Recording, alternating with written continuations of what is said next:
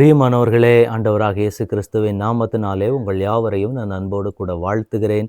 எல்லாருமே சந்தோஷமா இருக்கிறீங்களா? இந்த நாளிலே தேவனாகிய கர்த்தர் நம்மோடு பேசுகிற ஒரு வார்த்தை என்னவென்றால் 62ஆம் சங்கீதத்தினுடைய 5ஆம் வசனம். என் ஆத்துமாவே தேவனையே நோக்கி அமர்ந்திரு, நான் நம்புகிறது அவராலே வரும். நான் நம்புகிறது அவராலே வரும்.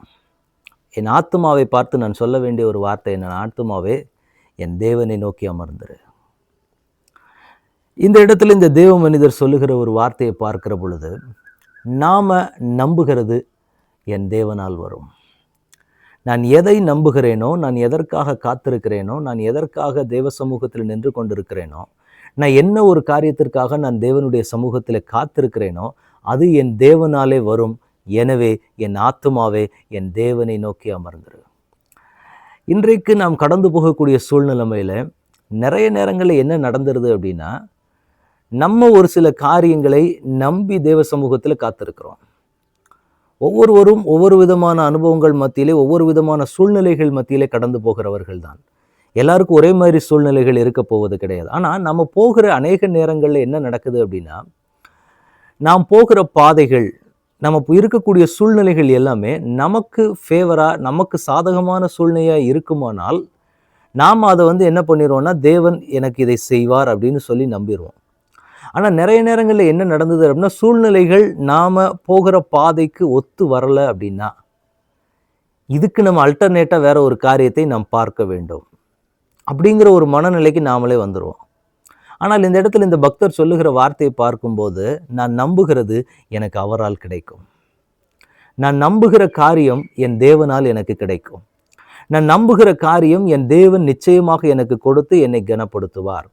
என் தேவன் நான் விரும்புகிறதை கொடுத்து என்னை மகிழ பண்ணுவார். நான் வேண்டிக் கொள்வதற்கும் விரும்புவதற்கும் மேலாக செய்கிற தேவனை தான் நான் ஆராதிக்கிறேன். எனவே நான் எவைகளை நம்பிக்கொண்டிருக்கிறேனோ அவைகள் எனக்கு கிடைக்கும். அது அவராலே கிடைக்கும்.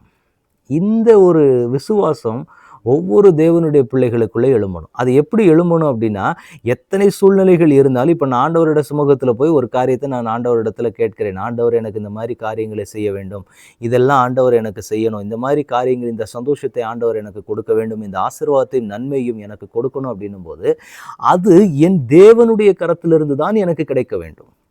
அது கிடைக்கிறதுக்கு பலவிதமான வழிகள் இருக்கலாம்.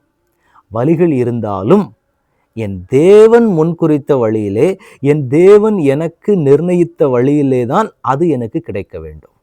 அதுதான் முக்கியம். ஏன்னா இந்த உலகத்தில் எவ்வளவோ காரியங்களுக்கு கர்த்தர் மட்டுமே வழின்னு சொல்லுவோம். ரட்சிப்புக்கு மட்டும்தான் தேவன் ஒருவரே வழி. மற்ற இந்த உலக பிரகாரமான எல்லா காரியத்திற்கும் உலக பிரகாரமான வழியும் இருக்கு, சத்துரு காண்பிக்கிற வழியும் இருக்கு, தேவனுடைய வழியும் இருக்கிறது. அப்போ இதில் நான் எந்த பாதையை நான் சூஸ் பண்ண போகிறேன்? நான் தேவனுடைய பாதை, என் தேவன் அனுமதிக்கிற பாதை, என் தேவன் அனுமதிக்கிற காரியத்திலிருந்து தான் என் கைக்கு வர வேண்டும். இதைத்தான் நான் எதிர்பார்த்து தேவ சமூகத்தில் காத்திருக்க வேண்டும். அதை தான் கர்த்தர் இந்த நாளில் நமக்கு நினைவுபடுத்துகிறார். எனக்கன்பான தேவனுடைய பிள்ளைகளை, நீங்கள் இன்றைக்கு எப்படி நிற்க போறீங்க? நான் நம்புகிறது என் தேவன் நியமித்த, என் தேவன் எனக்கென்று குறித்திருக்கிற அந்த பாதையின் வழியாக தான் எனக்கு வர வேண்டும். அப்படி நான் நிற்க போகிறேன்னா, இல்லை வழிகள் நிறைய இருக்குது, அந்த வழியிலே வர வேண்டுமா?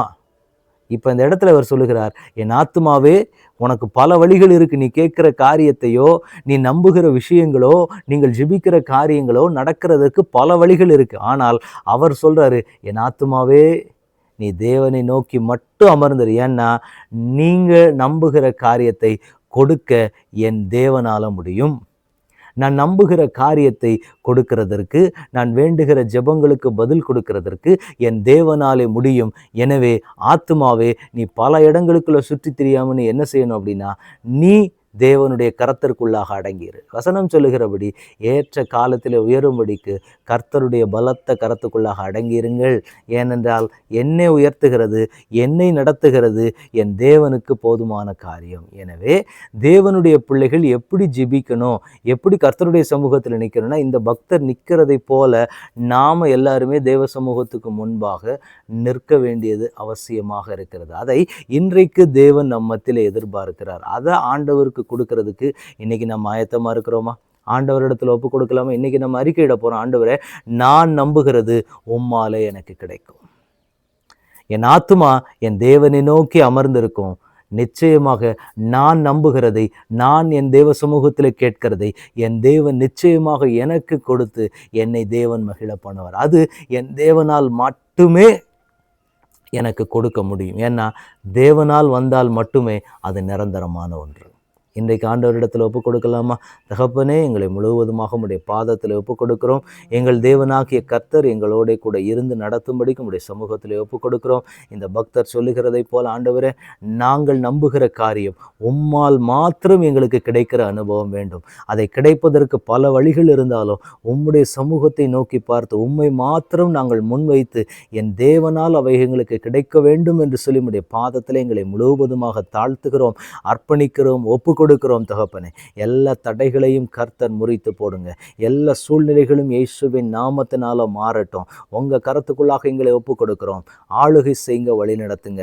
இயேசு கிறிஸ்துவின் நாமத்தில் ஜெபம் கேளும் எங்கள் நல்ல பிதாவே. ஆமேன், ஆமேன், ஆமேன். God bless you.